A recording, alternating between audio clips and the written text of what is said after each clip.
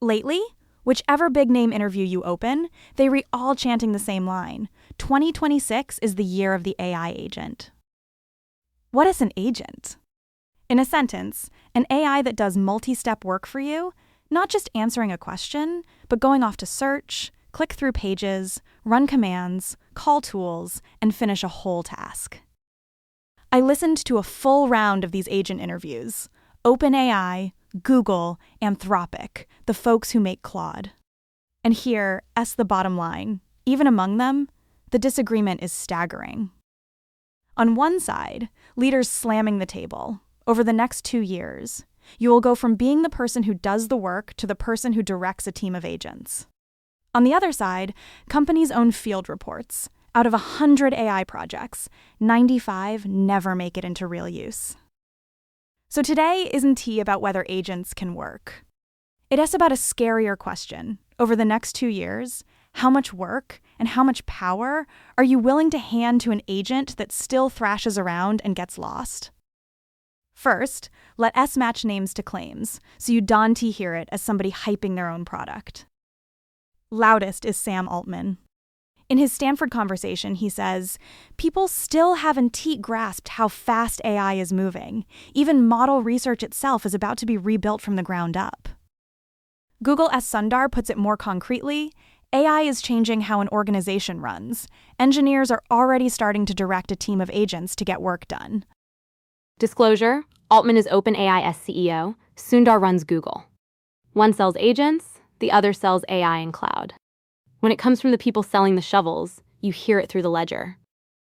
Right. This isn't a neutral third party explaining things. It's stakeholders painting the future that's best for their business. Let's just keep that on the table. So where's the pushback? Not on whether agents work, on whether they actually land.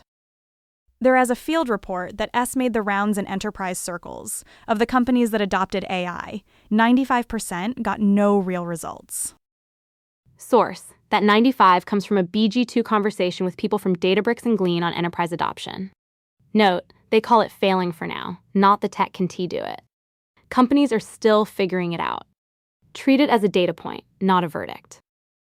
And a deeper cut. Lukasz Kaiser, one of the authors of the Transformer paper, says flat out, this architecture has design gaps. It learns slowly. Long context is hard. The capability looks dazzling, but the foundation isn't solid.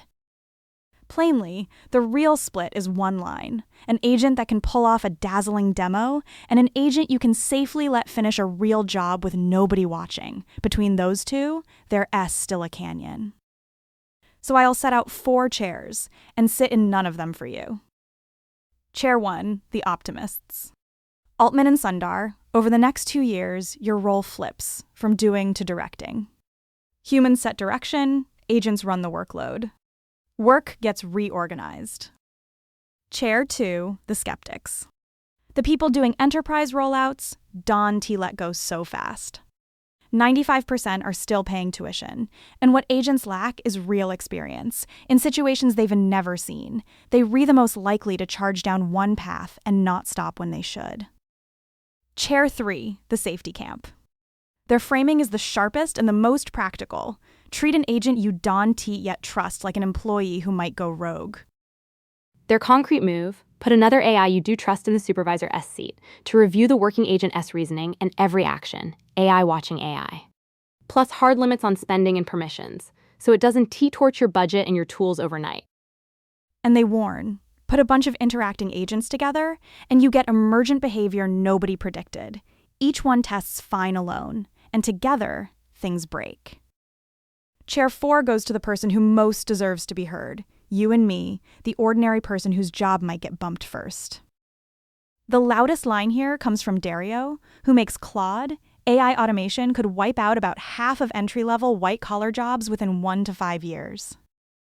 Same disclosure, Dario is Anthropic CEO, warning it dangerous, wiping out jobs, while his own agents sell hard.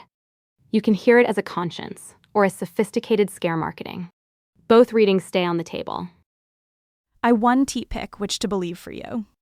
I'll just remind you, the person in this chair is a real mortgage and a real paycheck, not a number on a keynote slide. The machines are coming for the jobs panic has come around several times, and the answer is never just one. One, it really goes to zero. The old telephone switchboard operators, a whole generation of jobs, wiped clean by automatic exchanges. Some work really does vanish. Two, the opposite. When the ATM arrived, everyone said tellers were done. Instead, branches got cheaper to open, there were more of them, and teller jobs actually grew. They just stopped counting cash and started selling services. The tool didn't kill the people. It rewrote what they did. 3. It moves up. The old sysadmin hand typing on servers got pushed by cloud and automation into today's DevOps. The skill got redefined. The person got nudged up a level. So Dante by you refinished, and Dante by nothing changes. Odds are agents Dante delete you, they split your job, hand part to the machine, and push you toward the part it can do. My take, kept modest. The year of the agent, I buy it. But year 1 is a start, not a finish. The real dividing line over the next 2 years is in T, whose agent does a flashier demo, at S, who dares hand over real power for real stretches with nobody watching, and dares to own it when the agent screws up.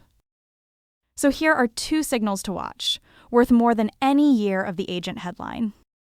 1, watch companies move from let S try it to let it run on its own, and we'll take the blame if it goes wrong. Dante, watch the keynotes, watch the earnings, and the incident reports. 2, watch when oversight, permissions, and knowing when to stop go from pretty words on a slide to switches turned on by default in the product. That day tells you, earlier than any awakening-style headline, this just got real. Meter's the one who listens to the whole round for you. Next time, I'll keep relaying what the big name said, straight to you. See you next time.